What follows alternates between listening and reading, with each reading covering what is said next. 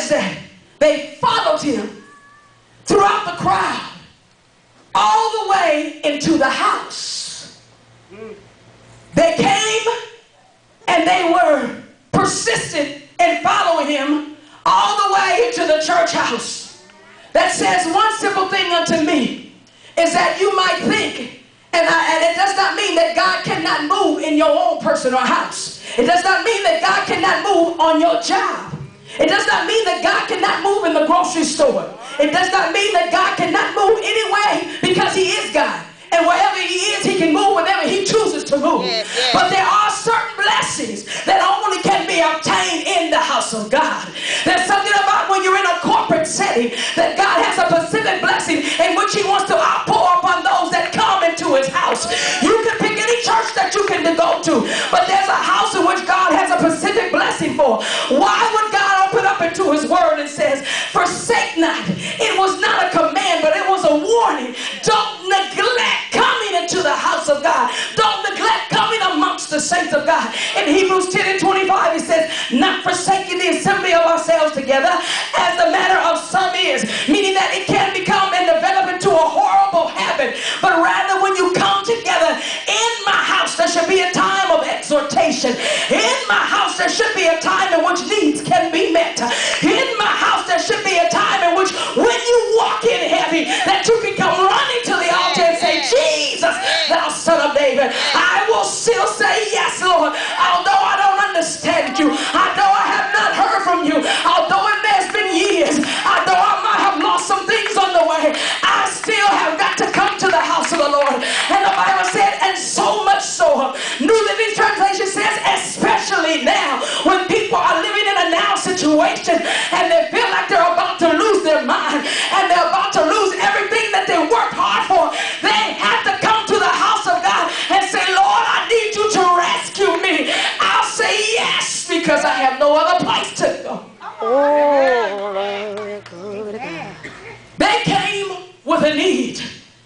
The house of God is meant to meet needs.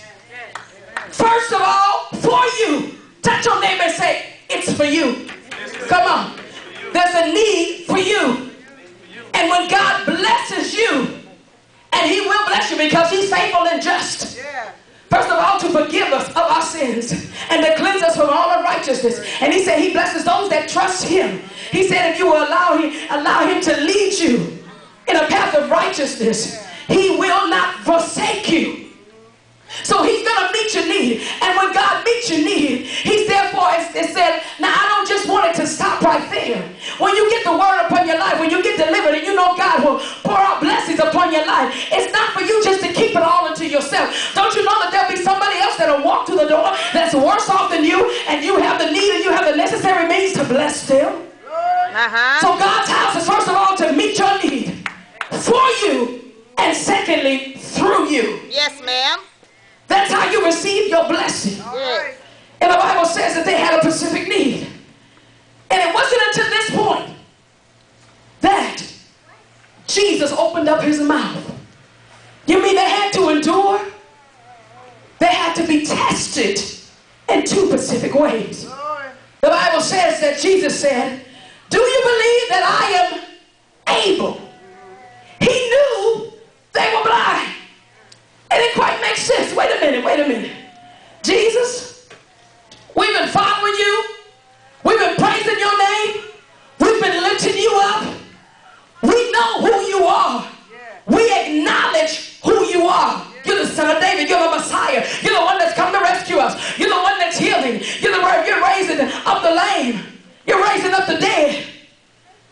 I've heard about others that are blind. Their sight is being recovered. You're casting out demons. And you're going to ask me, do I believe that you are able?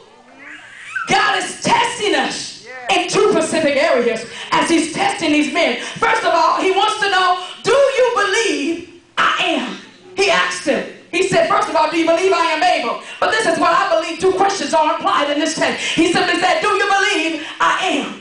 Because we so focus so much on the thing, the mountain, we forget about the God of the thing and of the mountain. He said, do you believe I am? Because what happens is we will follow Jesus and yet not believe. The second question is, do you want my help? You have to understand, dear hearts, that you have to understand who God really is in your life. The only way you can understand who God is through his character.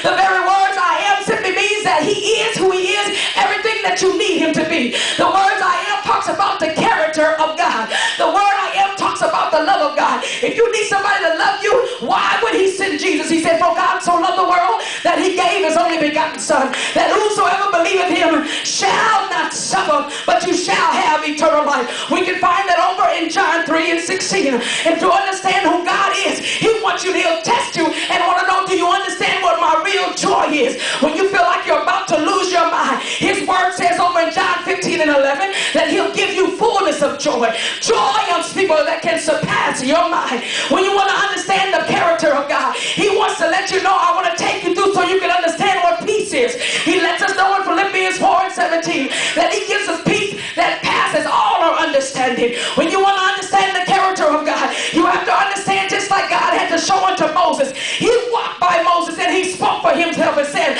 I am the Lord, the merciful and the gracious God. I'm slow to anger and rich in unfailing love and faithfulness. When you got to understand the character of God, he wants you to understand what mercy is all about. That's why he said over in Lamentations 3:22, we are not consumed. Although he should have took us out, although we messed up big time, there's some things we don't want nobody to know about. Only God know about, but it was by his grace and by his mercy that he didn't take us out. It's by his grace and by his mercy that you're sitting here on today. He's just trying to show you who he is, not move a situation out of your life. He just wants you to know, why are you serving me? Why